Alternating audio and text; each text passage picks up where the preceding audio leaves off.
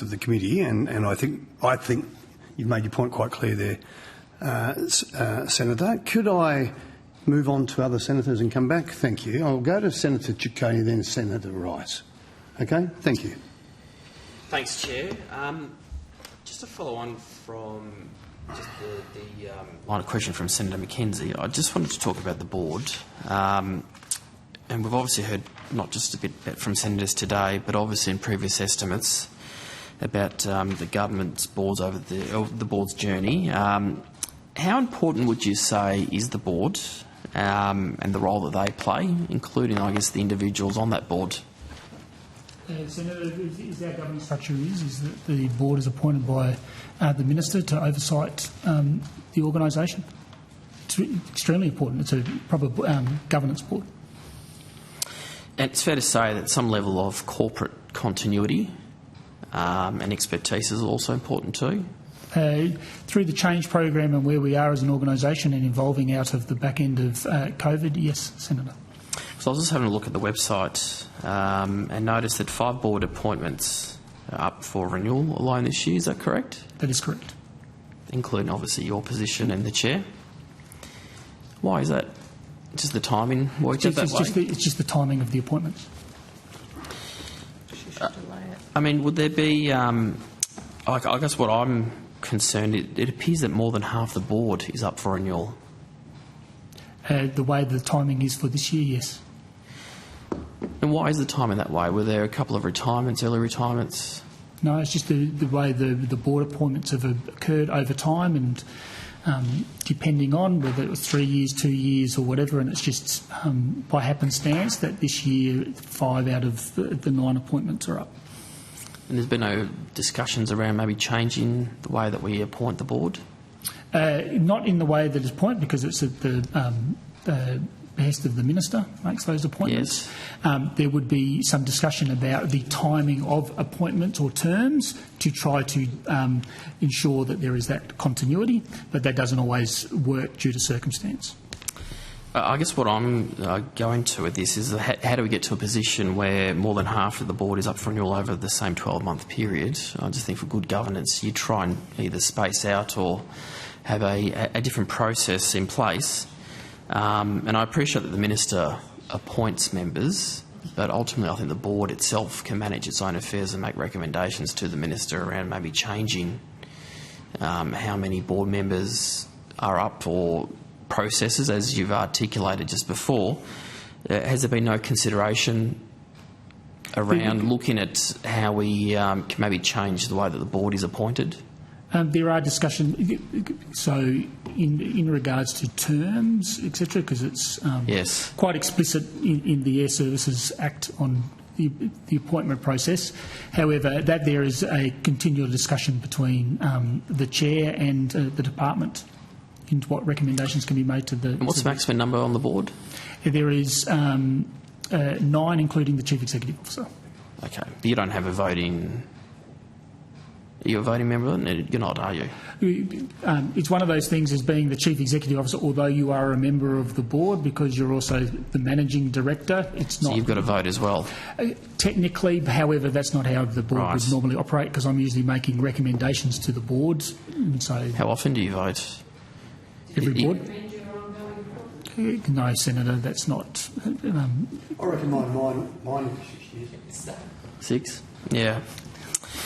I guess on both the board, it looks like the situation may be one that might need some looking at, I guess, into the future. Is all I'm going to say on that one. But I think in light of questions from previous estimates, can I just go back onto another topic which we were just on earlier with regards to the hiring of air traffic controllers? Can you just talk me through, and forgive me because Senator White also had some questions, but she's not here on the committee today, but talk us through some of the issues that Airservices is having in terms of the staffing with respect to ATCs. And I'm just interested to see whether you're able to provide me also with some figures on how many ATCs there are in the current financial year and the last 5 financial years. Have you got those figures by any chance handy? Yeah, I can provide this last calendar year, but I'll put it into financial years and we'll take it. Yeah, whatever works, financial or calendar. Yeah, we will be able to provide that. Some of the challenges that we're having with our what we'll call as operational workforce, it's not just in the air traffic control space, we have the same in the aviation rescue and firefighting space, is ostensibly is that our workforce is not immune to the same pressures that are being applied to the rest of the workforce around the country. One of the biggest dynamic shifts that we have seen is that prior to COVID, because it was a business-led type aviation industry, when you got to holiday period times, traffic would drop off, and so people could have more time off. Now our peak periods are actually during the holiday periods, and that's a big cultural shift for the organisation, to where normally you would get time off, you no longer can. We've seen an effect that has had an effect on absenteeism rates as a result, because also when the rest of not only the organisation but also families and friends can work remotely, and you have to come into work to do a job, you don't have that flexibility. And so that drives a certain dynamic that we're having to try to address in our workforce, because as Senator Mackenzie had pointed out, 2 air traffic controllers not being able to replace and not being flexible to be able to adjust to that has an adverse impact, particularly when it happens in Sydney. And you gave a figure, I think, earlier about how many air traffic controllers we have today. Operationally, at the end of December last year, was 948. Okay. So it's 2 off. 948. And do you have figures handy for the last 5 years? Yeah, we do have, but not with me. So we'll have to provide that on notice. You don't have any last year, the year before? None? It's circa about the same amount. So it's not materially different. So it hasn't changed in the last 5 years? So February 23 earlier on, it was 926. So ostensibly, it's been for the last 5 years above 900. But we'll provide the actual detail. If you could. So then during COVID, a number of staff, as I was listening to, were offered early retirement. Is that right?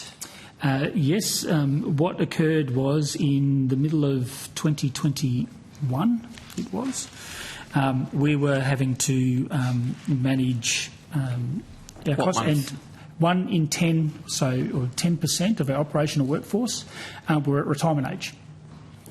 And in ensuring that we continued, and it's been mentioned before that it takes us 2 years to train an air traffic controller, we had to make the choice of whether we'll hang on to that workforce or slow down and stop our training.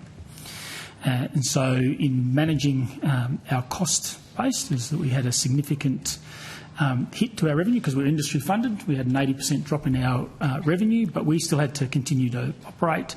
Decision was made to incentivise the retirement of that cohort of people who were going to retire in the next couple of years, so that we could keep our training going and supplement and get the trainees back before traffic picked up. Our predictions on when the traffic came back and how it came back wasn't as accurate, and so in actual fact, wasn't. It wasn't as accurate as what we've said. In actual fact, if we had not done the retirement incentive scheme, we would have less staff today than we do as a result. So how many, just to go back and just to clarify, you're taking on notice the last 5 years of those figures? Okay. And how many do you need? What's the gap? So in an overall sense, but as was highlighted... Well, no, just about the ATCs. Yeah, no, that's what I mean. An overall sense of the ATCs is that I could argue that in a theoretical sense, we would only need about 900. Extra? Right? No. To run the operation, we've got 950, but it's the way that they're deployed. What we're continually doing now is recruiting 80 to 100 air traffic controllers a year, not only through our ab initio, but we're also supplementing it with experienced air traffic controllers, and we've just applied to renewal of the labour agreement so that we can recruit overseas air traffic controllers to help supplement those numbers, and that will be continuing on from now and to the foreseeable future. future, because we continue to not only what we need today, but it's also about further on tomorrow, because we've got new runways coming into Melbourne, Perth, we've got Western Sydney coming on line. We're also having to manage the fact that we're having drones and other vehicles entering the airspace, and we need to manage all of that as well. So it will be a continued increase in the number of air traffic controllers we require. So what's the ideal number then you're trying to achieve? It is forever shifting. So today, if I said there and said, how do we get it to 1,000? Tomorrow, it will be 1,200 to cater for growth and for change as well, because staffing numbers never stay static. Okay. Just to go back to the retirement scheme, so you offered an incentive. Correct. What was that incentive? That incentive was the equivalent of what would be a redundancy. As per what, the EBA, or was it something? As per their enterprise agreement. Okay.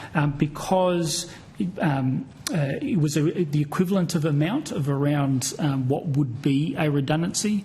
As a result, we had to apply to the Australian Taxation Office, because it was only eligible to those that were eligible for retirement as the 1st of July 2021. That was mid-2021? Correct. So what, around the June, July period? Is that months? The tax ruling was just before that. Okay. Just for the tax treatment of that. And because of that tax treatment, all of those people that were eligible to retire had to depart the organisation in the financial year 2022, so between the 1st of July 2021 and the 30th of June 2022. And how many took up that offer? Off the top of my head, around about 140. About 140. Or if you could take it on notice of a more accurate number, please.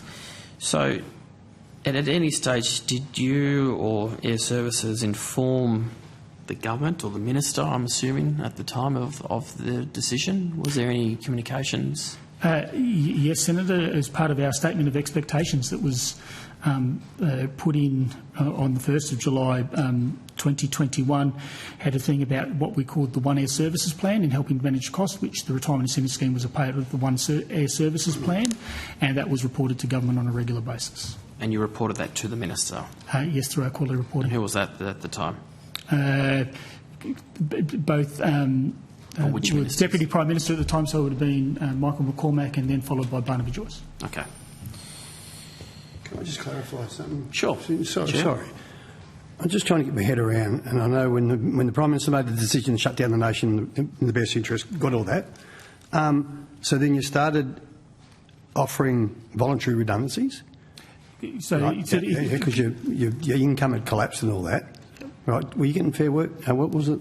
No, so we were getting some government assistance during that time, because being a government organisation, we weren't eligible for JobKeeper and DAMS and RAMS and no, we weren't. If you sit there, so what occurred is that some of the assistance that we got was the equivalent of supporting the domestic regime.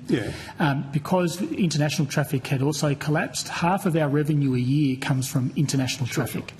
So we had an 80%, and we weren't necessarily fully made whole with the government assistance. And so part of that and getting the government assistance was how we were also managing. Okay. Look, I don't mean to. Sorry to cut you off, Mr. Hartfield, but we knew it was going to come back. We knew aviation was going to come back. We didn't know when. If you listen to Alan Joyce, he knew everything because he had inside running rails or whatever, and every time he was wrong. But where is it when you are an entity or a body that has no competition, and there's a lot of businesses love to be in your position, that we didn't sit in Airservices and think, we can make people redundant, but we wouldn't get another thought where, hang on, eventually we're going to come back. It takes 2 years to train aircraft traffic controllers. It was a brand new world. I'm sure you could have done a myriad of deals with the union to address part-time training or something. Didn't anyone in Airservices sit there, or the government, and think, well, one day we're going to come back to normality and we're going to get caught with our pants around our ankles? That was the decision or the dilemma that we had to deal with. Because we had the choice. I know it's a dilemma, but I'm just... you shouldn't take me to have to raise that. I'm not the one sitting there thinking how we're going to keep the sky safe. No, exactly. So the issue that we were faced with was whether we hung on to the workforce that was there, that were already eligible for retirement. I understand that. And you made the decision, as a result of, if we hung to that, or we stopped our training. And because we knew traffic was going to come back, we wanted to maintain our training regime and continue the pipeline of our trainees through that time. And as a result of that, we knew these people were going to retire in the next couple of years, so accelerate their retirement so we could up the number of trainees that we're bringing into the system. So how many short are we? So if I go on the overall theoretical number, we're probably about 20 short, but that's not how it deploys and operates. Okay. Thank you. Thanks. Thanks. No? Sorry. Okay. Did the department at all provide any advice or views to the decision about offering those incentives to employees? It was discussed with the department as understanding what I called the Airservices plan. The reason that we were doing it and managing and ensuring that we continue to manage our trainee throughput, manage our workforce, is that during COVID, although it seems that traffic responded, is that we were still operating very heavily. For example, Western Australia was still operating at about 80% capacity of the pre-COVID traffic. Okay, but my question was, did the department actually give you any advice, feedback? We were in discussion because it was also about our continued funding. So were they positive, negative? Did they say, hey, maybe this is a bad idea? Off the top of my head, we would have taken on any advice that they had raised, but it was all about how were we sustaining the organisation. What did they raise? I said we would have. I can't remember or I can't recall. Can you take it on notice and have a look? Yes, we can. Did you have to get any endorsement from the Minister at the time? No, it was the endorsement around continuing to conduct our Airservices plan, but the endorsement or the final decision would have been the board of Airservices. Okay, by the board. Yep, as a financial delegate. All right. So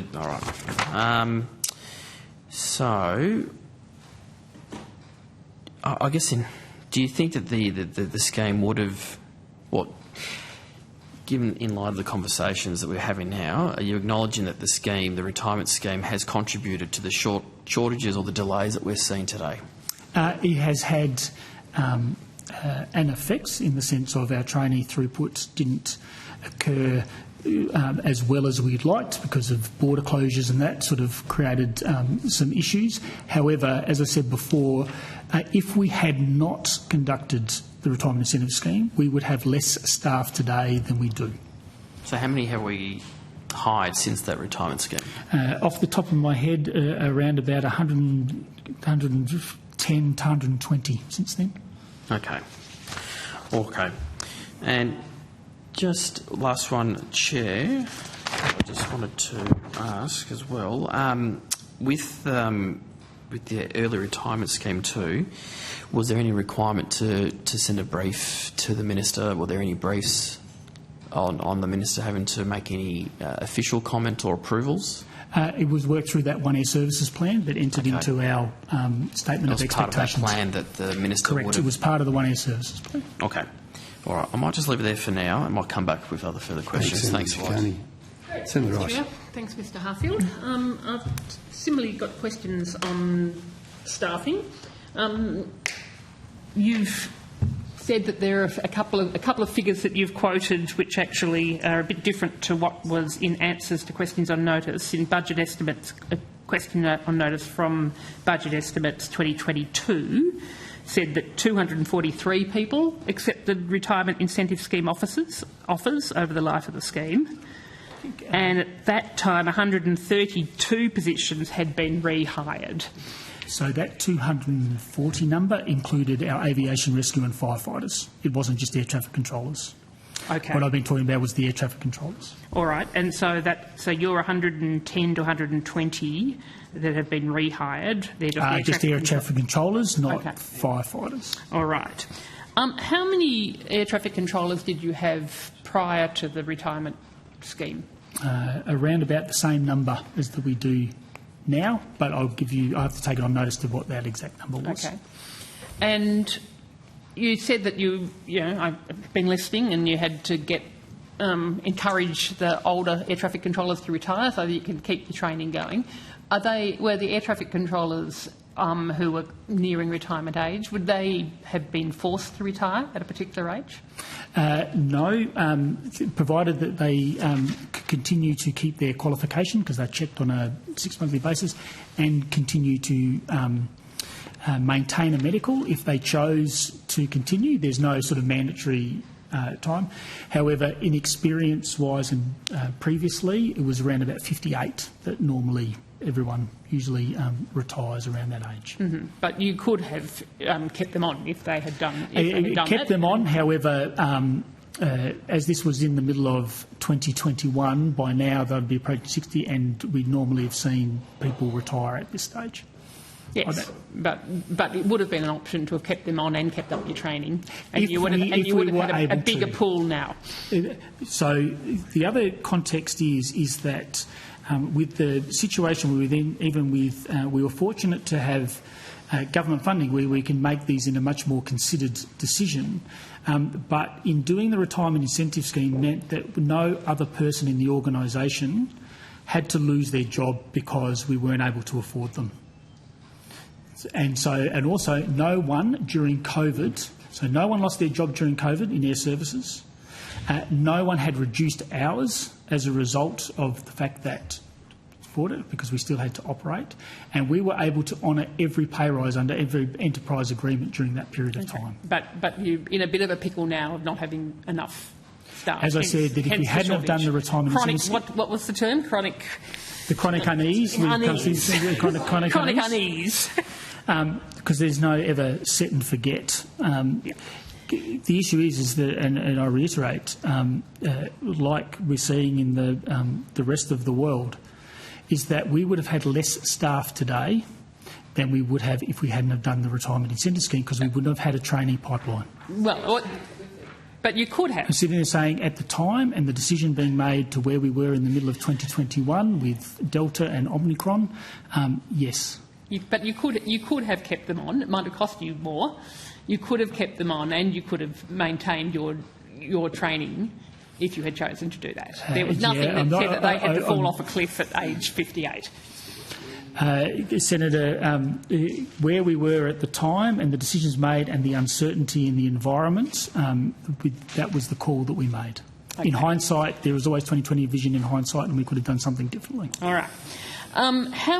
What's your target at the moment now of how many air traffic controllers? Our target is recruiting 80 to 100 each year ongoing. Right, but what's your target?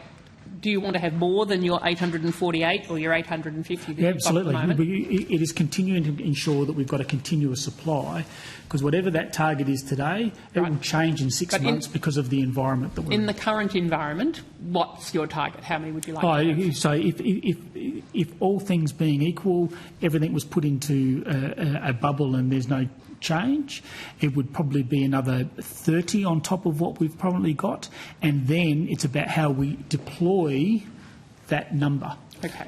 So if you think about it just very quickly, is that we say we have 950 air traffic controllers, but when you break it up into 100 different sectors and qualifications, you're suddenly getting into groups of 10, which causes the problem. So you reckon, taking all that into account, that you would be able to provide a better service if you had another 30 air traffic controllers? We would have it would continue to improve. Okay. I just want to make sure that it's not that you reach a magic number and then suddenly everything is all okay. Okay. And does that number cover off the operation of more noise-sensitive runway modes, such as sod props? Senator, ensuring that we're able to facilitate any change of environment. We can do that today, so don't get me wrong. The restrictions that we have when it comes to is about the throughput through the airports and slowing that down to ensure safety is maintained, not about changing modes. But is it correct that noise-sensitive runway modes such as sod props actually require more staff than if you haven't got them in operation? Not necessarily. No? Not necessarily. It depends. It depends on what the mode is and how the operation of the traffic is conducted, but it doesn't necessarily equate to operating a different mode means more air traffic controllers. Because I understand that Civil Air Australia has reported in the media saying it could take years to implement Airservices post-implementation review flight path changes in Brisbane due to chronic staff shortages in the Brisbane Control Tower. So that seems to imply to me that you need more staff. I've got a feeling I might hear this again in an inquiry. Possibly. I'll let Mr Curran talk about that. Senator, if I may, the simultaneous opposite direction parallel runway operations, so props the mode you're referring to is used both in Sydney and also in Brisbane. I think you're relating specifically to Brisbane. It's a low traffic mode. We're typically not seeing more than about 20 movements an hour using that mode. It is not a mode in Brisbane that requires additional air traffic controllers. The mode that requires additional air traffic controllers is when we're in independent parallel runway operations. Effectively, we would be running Brisbane like it's two separate airports. That requires controllers in the tower, controllers in the approach unit, etc. Simultaneous opposition of parallel runway operations does not. Okay, all right. But what do you say to the Civil Air Australia's reports that it could take years to implement these flight path changes? Senator, I think the post-implementation review has led to a program of change called the NAP4B. I'm sorry for the acronym. It's the Noise Action Plan for Brisbane, and that program of work has led to some changes in 2023. There will be a series more changes in 2024. I'm happy to go into those, and then again into 2025. There is a staffing factor in amongst that for training. If we end up in a situation where we have substantial changes to the operating mode in Brisbane and the surrounding airspace, the training load alone would require some additional air traffic controllers, but that wouldn't be on the critical path. What would be on the critical path is consultation with community and the safety work that we'd be doing. So, okay, substantial changes. Is the post-implementation review flight path changes, are they substantial changes?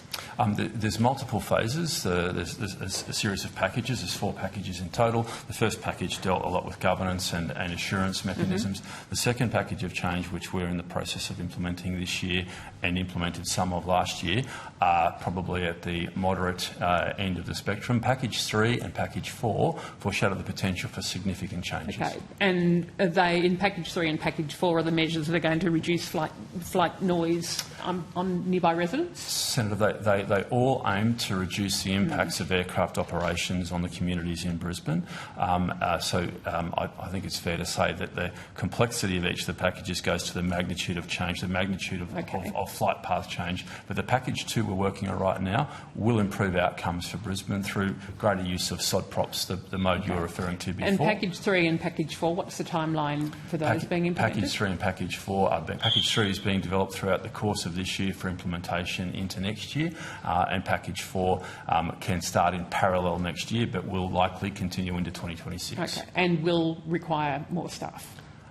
For the training, etc. Yes, I couldn't give you an exact number at the moment, but we're anticipating the training load for a major change would require some additional staff. It's not many staff. It's a small number of licensed rated staff in those particular roles in Brisbane. So you've got a double whammy going on in that you are currently short of staff compared with what you'd like to be at Brisbane, even to conduct your operations as per normal, and then you've got this additional load that's going to be required. Senator, I think that's the point that Mr Harfield was making around the change program that we have coming with Brisbane, Western Sydney, Melbourne and Perth. Could you take on notice, you said you aren't able to say now how many extra staff compared with what you've got at the moment is going to be needed for implementation of Package 3 and Package 4? Yes, Senator.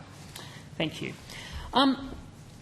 The Australian Transport Safety Bureau is investigating an incident involving an air traffic controller who appeared to have fallen asleep at a control console in the Air Traffic Services Centre in Brisbane on the 9th of December 2022, so just over a year ago.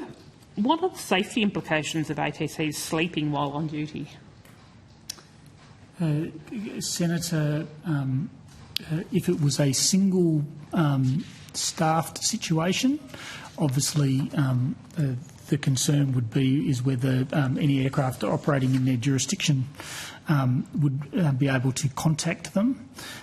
In regards to the particular incident you're talking about, if I remember correctly, is that because it's in Brisbane Centre, there is a number, even in the the early hours of the morning, there are multiple people around, and there's also supervision in place to ensure that safety isn't compromised. Right, so it doesn't matter if they fall asleep? No, I'm not saying that. I'm saying if they do fall asleep, we've got mechanisms in place to ensure that it doesn't happen for a period of time. So you're saying they'd be woken up by somebody else around them? Yeah, which then we have to take into is why that's the case, and rechecking our fatigue management system and rules associated with that. And whether it was due to overwork because of having chronic staff shortages?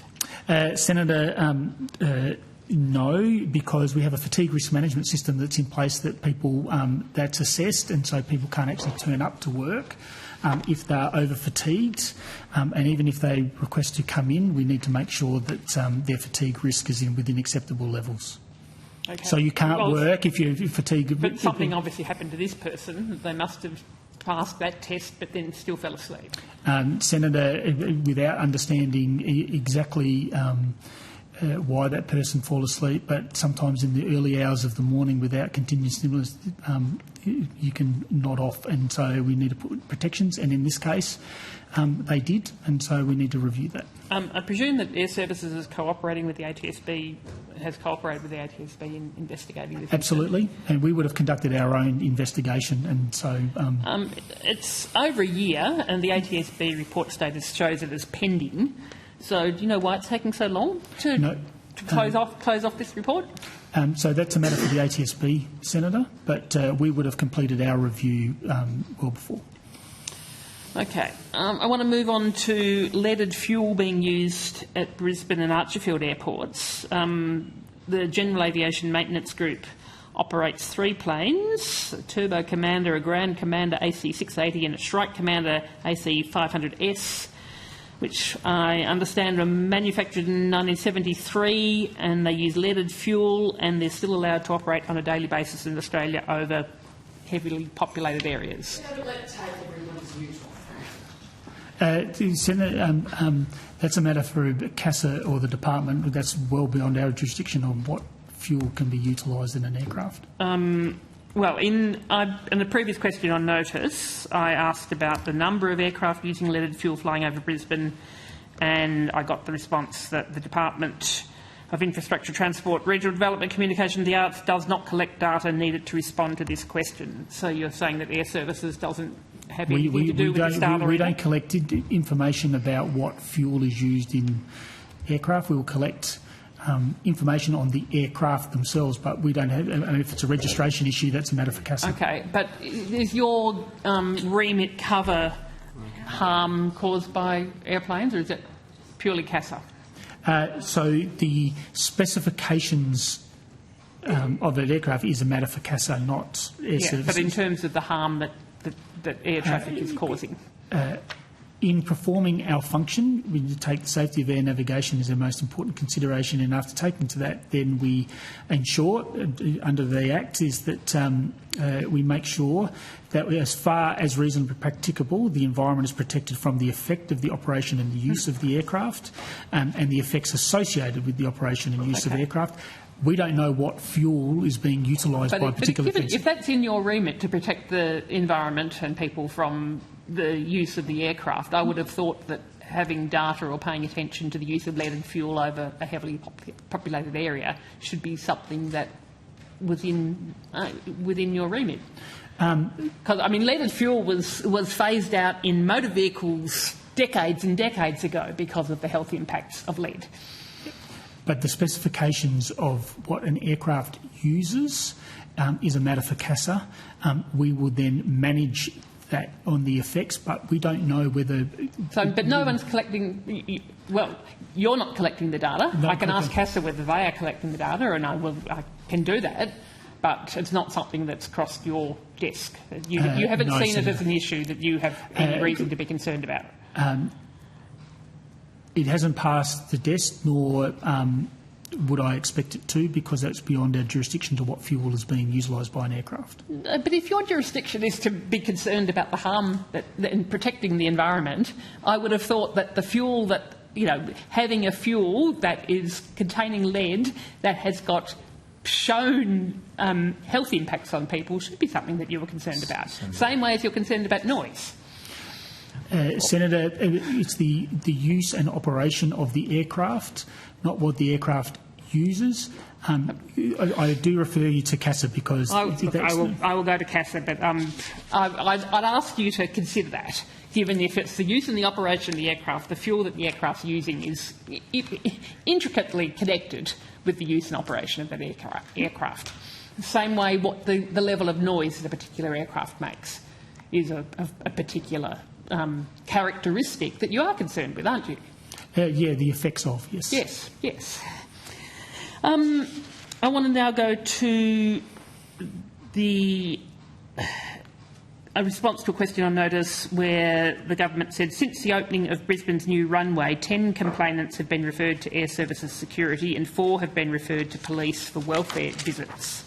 Would you be able to provide updated figures on that question? Senator, yes, I can. For 2023 calendar year, security referrals nationally, I'll start with, there were 29 referrals from our Noise and Complaint Information Service to our security team, who then handle the on-referral as appropriate to authorities. Specifically of that 29 nationally, 14 were in relation to concern regarding the individual complainant making the phone call for a welfare check. 15 related to threats to aviation. And for Brisbane specifically, Senator, there were 4 in 2023. 3 of them were referred to police for welfare check as a result of concern for the complainant, and 1 related to a threat to aviation. Okay, so that's another 3 in addition to the 4 that was on that question. I missed the dates you gave earlier. I haven't actually got the date here in front of me. It was number 2790 Quan. This is the total for calendar year 2023, Senator. Right. Well, this was actually since August 2023. So maybe it's okay. Airservices employee assistance. The answer says since August 2023, Airservices employee assistance program has been available to Brisbane community members feeling negatively affected by noise to provide confidential counselling support at no cost to the community member. So I'm interested in updated information for that. How many community members have contacted the Counselling Support Service since August 2023? Thank you, Senator. That's a slightly different question. Perhaps I misunderstood you. I thought it was in relation No, it's to 2 referrals. separate things, but I just didn't have the date of the question on notice, so I don't know what the first stats, what time period they were referring to. Since we commenced the process where our employee assistance program was made available to community members on a without fee basis, that was during the calendar year 2023. The exact date I don't have with me, but since then there's been a total of 8 community members that have contacted the service. It's an independent service that we pay for, and 7 have had 1-hour EAP sessions that have been accessed by community members. Okay, so that's since the beginning of. So you're saying since the beginning of 2023? It was somewhere in early 2023 when we introduced this initiative. What's the general advice that those EAP counsellors are providing to affected community members seeking help? Senator, I have to take that on notice. I think, certainly as far as I'm aware, we don't have any information about the specifics, much like for elements with our employees, but there may be some general themes that we'd be able to provide on notice that might be relevant. Thank you. Let's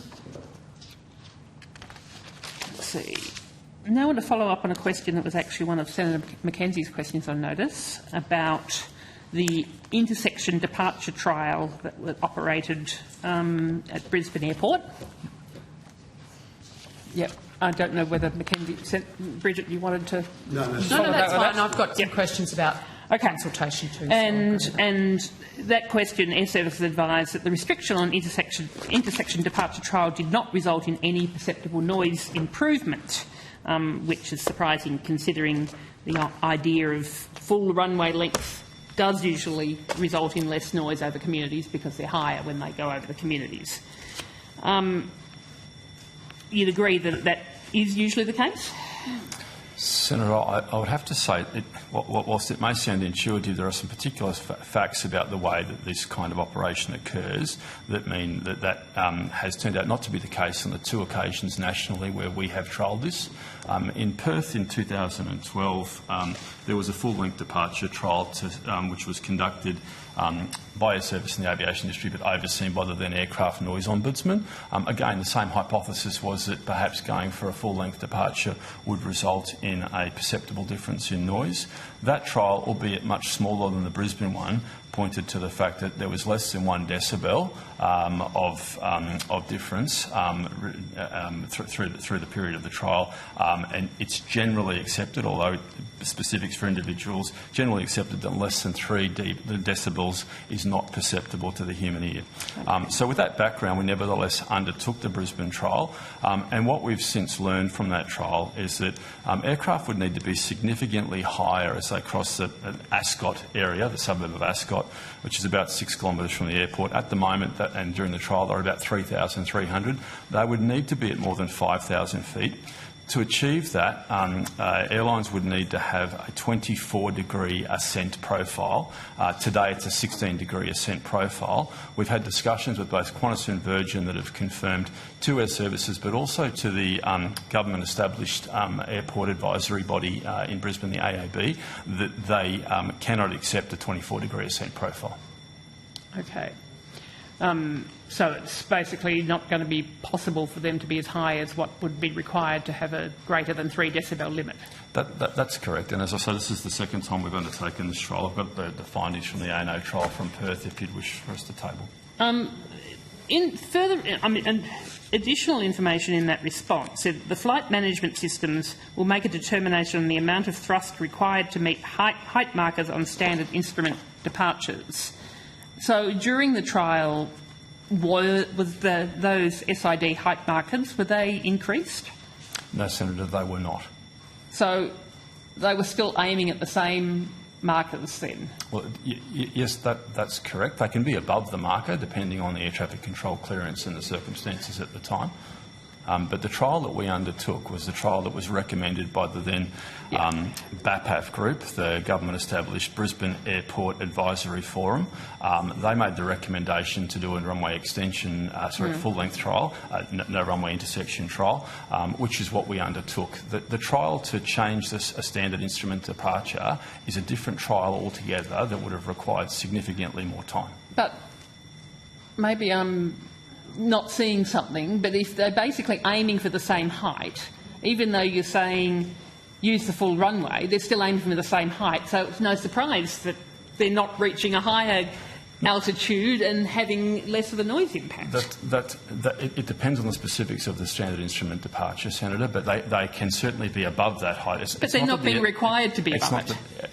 It's not that the FMS, the flight management system, is only aiming at that. They will get an air traffic control clearance to go above it, and in terms of it's difficult to do without a drawing. Can you tell me? I mean, how during that trial did you collect data on how much above that they were? Senator, we did. We collected data. We've produced a quarterly report to community. We've published it on our website. Engaged different. So how many of the planes were actually significantly above that SID height marker? I don't have the numbers on me, but what we saw was less than a 3 decibel difference. I know, and it was more like a 1 decibel difference. But if they're not higher, that's no surprise. They were somewhat higher, but not substantially higher. Well, that's okay. If they're not substantially higher, well, then it's no surprise that you're not seeing any difference. Senator, so I mean, it seems like a complete waste of time. Even though you're saying use the full runway with the aim of getting higher, but you're not requiring them to be higher, which means it's no surprise that the trial doesn't show any difference. I don't think it's as mechanical as you've made there. Certainly, aircraft were higher.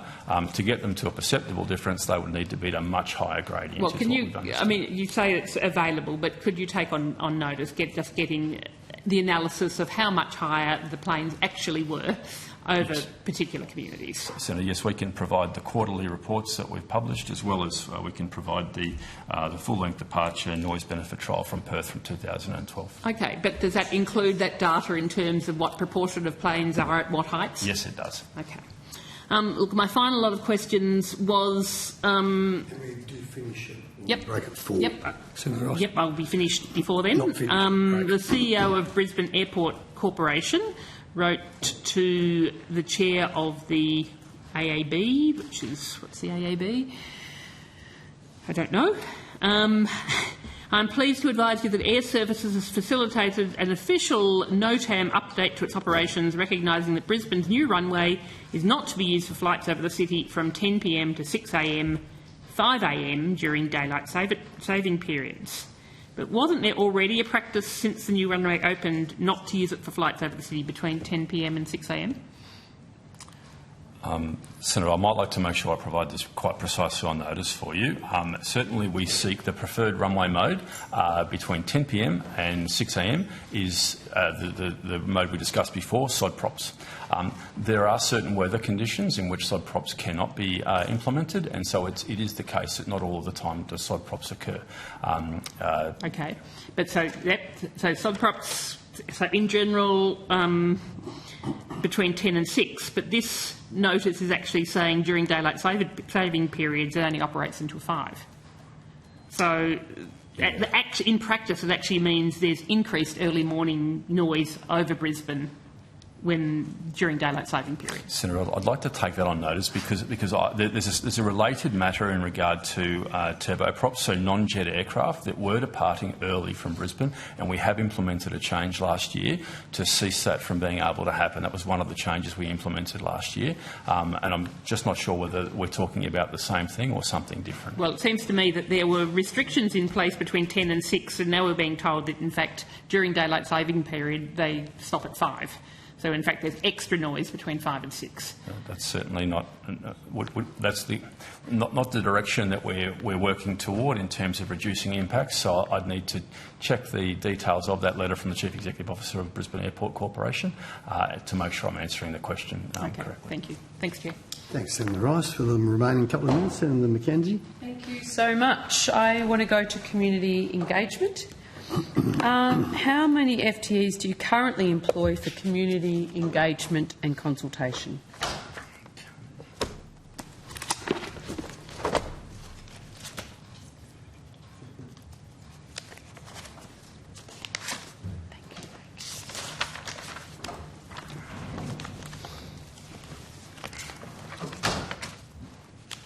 Just a moment, Senator. You're right.